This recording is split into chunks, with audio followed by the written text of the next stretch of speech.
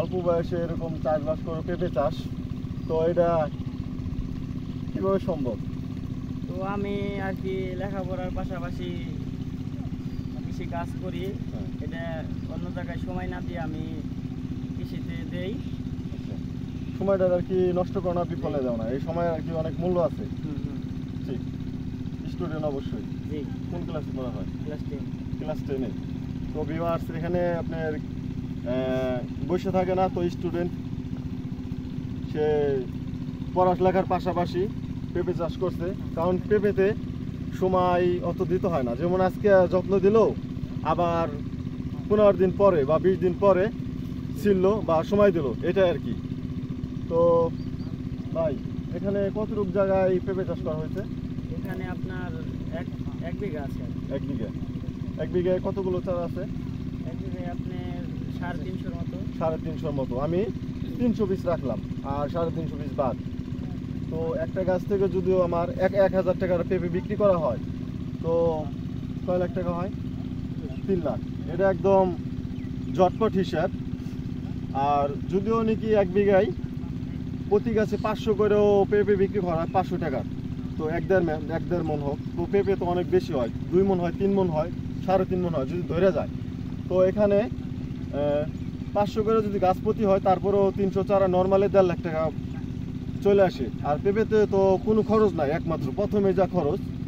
তো এখানে এই পেঁপে চাষের পাশাপাশি নিজে কি ফসল দেওয়া হয়েছিল? এখানে আপনার প্রথমে ছিল মিষ্টি কদু। জি, শালগম ছিল। শালগম। তো 2 ফসল তো খাইয়ে ফেলছেন অলরেডি। তো শালগম থেকে কিরকম পয়সা আছে? জি, আলহামদুলিল্লাহ ভালোই। তারপরে মিষ্টি কুমড়া তো রয়ে গেছিল। মিষ্টি কুমড়া কুমড়া তো এবছর সর্বোচ্চ ভালো দাম ছিল। জি, এখনো বাড়িতে আছে। এখনো মানে পাকায় রাখছেন তাইলে? এখনো তো সেই মানে সব রকমই সবজির দাম বেশি, কাজেই মিষ্টি কুমড়ার অনেক চাহিদা, দাম বেশি। এখন বাজারে মিষ্টি কুমড়া কত করে যায়? মানে আপনার এখন মোটামুটি দাম ভালোই আছে। তাহলে ভালোই পয়সা করছে। তো এই পর্যন্ত কত টাকার ফসল বিক্রি হয়েছে শালগম এবং মিষ্টি কুমড়া? তাও আপনার মোটামুটি 50-60 হাজার। 50-60 হাজার। তো আপনি এই ক্ষেতে যত সার বিষ এভরিথিং কইরা, মানে সব খরচ দিয়ে আপনি নিজেও তো অবশ্যই শ্রম করেন। কারণ আমিও মনে করেন চাকরি করি, চাকরির পাশাপাশি আমিও চাকরি মানে করি, এই কৃষিকাজ করি। আমারও পেঁপে বাগান আছে, আমিও বেগুন লাগাইছিলাম, আমিও মিষ্টি কুমড়া লাগাইছিলাম, অনেক কিছু করছি। তো নিজের পরিশ্রম আমি নিজে করতে ভালোবাসি, পরিশ্রম আমার কাছে ভালো লাগে, আর কৃষিকাজও ভালো লাগে। তো অবশ্যই আপনার কাছেও ভালো লাগে, সেই হিসেবে আর কি চাষবাস করা। তো এই বয়সে সবাই খেলে বেড়ায়, ওই ঘুরে বেড়ায়, আড্ডাবাজি করে, তো সময়টা নষ্ট করেন না আপনি। তো তাহলে তো আপনি সব খরচ উঠে গেছে, যেমন 50,000 টাকা বিক্রি করেছেন, আবার বাড়িও কিছু মিষ্টি কুমড়া রেখে দিচ্ছেন। তাহলে এবছর আর কি আপনি ভালোই চমৎকার একটা সময় গেছে। এখন কি করতেছেন?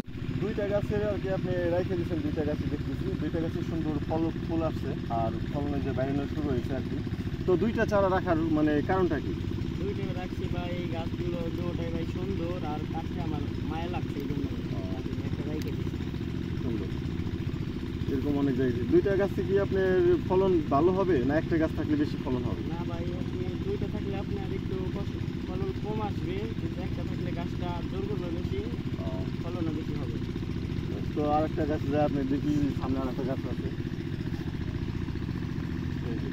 দেখেন এই জায়গায় 2টা গাছ আছে, 2টা গাছই সুন্দর, একদম সেই 2টা গাছই সুন্দর।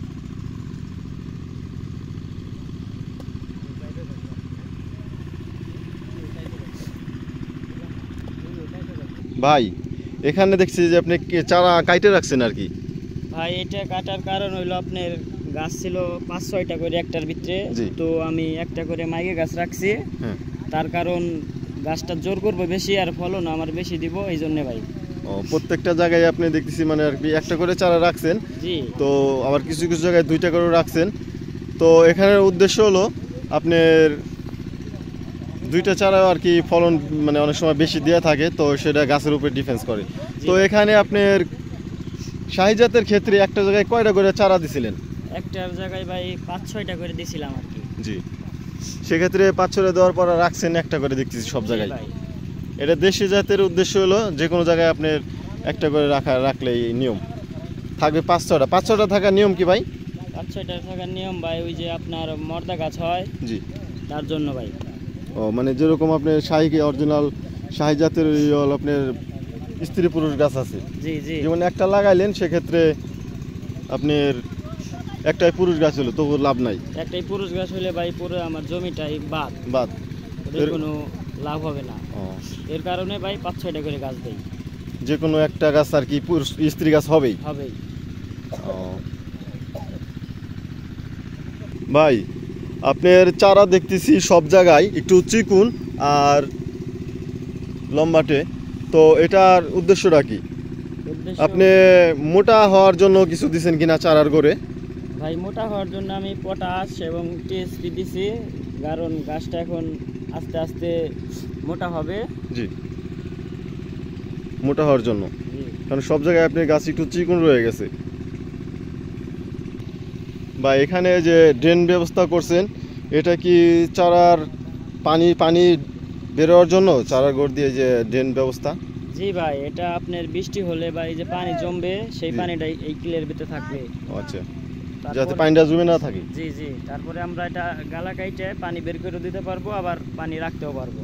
আর এই যে চারার গোড়ে যে মাটি দিছেন এখানে কি আরেকবার মাটি দিবেন কি না? এটা তো আমি কম দেখতেছি, মনে হয় মাটি দেওয়া কম হয়েছে। জি ভাই, এটাকে আর 15 দিন বা 20 দিন পরে আরেকবার সার দিয়ে তারপরে মাটি দিব। আর এই যে এটা আপনার সেলাই দিতে হয় কিনা? মাটিতে এখন একদম উর্বর আর ফুসফুসে, যেমন পাও চাপ দিলে গায়রা যাওয়ার সম্ভাবনা। না ভাই, এটা সেলাই তো হয় না, এটা মনে করেন বৃষ্টি নামলে মাটিটা একটু শক্ত হবে, তারপরে আমরা আরেকবার মাটি দিয়ে দেব। তাইলে এই পর্যন্ত ভাই কতবার সেচ দেওয়া হয়েছে পেঁপে গাছের চারাই, মানে পানি? আমার ক্ষেতে তো মিষ্টি কদু ছিল, অতবার আমি পানি দিতে পারি নাই, শুধু মিষ্টি কদু উঠানোর পরে আমি একবার পানি দিছি। তার কারণে আমার গাছটা যত্ন দিতে পারি নাই, এখন ঠিক আমি যত্ন দিতেছি। ভাই এই যে আপনার অনেক গ্যাপ দেখতেছি আর চারাও তো ছোট ছোট, সেক্ষেত্রে এই জায়গায় আপনি অন্য কোনো কিছু চাষ করতে চান কিনা এই মানে পেঁপের পাশাপাশি? ভাই পেঁপের পাশাপাশি আমি আর কি এখানে মরিচ চাষ করব, এই যে গ্যাপে গ্যাপে একটা করে আপনি দেখছি এই জায়গায় ডিসটেন্স আছে, অনেক গ্যাপ আছে। জি, এই গ্যাপে গ্যাপে একটা করে মরিচের চারা লাগাই দেবো। পরবর্তীতে পেঁপের সাথে মরিচও আমার আইসে যাবে। জি, আপনার বাগানটা অনেক সুন্দর, গাছগুলো এই যে শুধু একটা বৃষ্টি নামলে আর সারগুলো দিয়ে মাইটে দিয়েছেন, তো অসাধারণ হবে আশা করা যাক। এই যে পুরোটা এই যে ভাইয়ের বাগান দেখেন, এখানে আপনার 350 চারা লাগানো হয়েছে, আর সব বেডে আপনার চারা আছে ঠিকঠাক, কোনো জায়গায় চারা বাদ নাই, সবগুলো জায়গায় আপনার চারা রয়ে গেছে, অসাধারণ।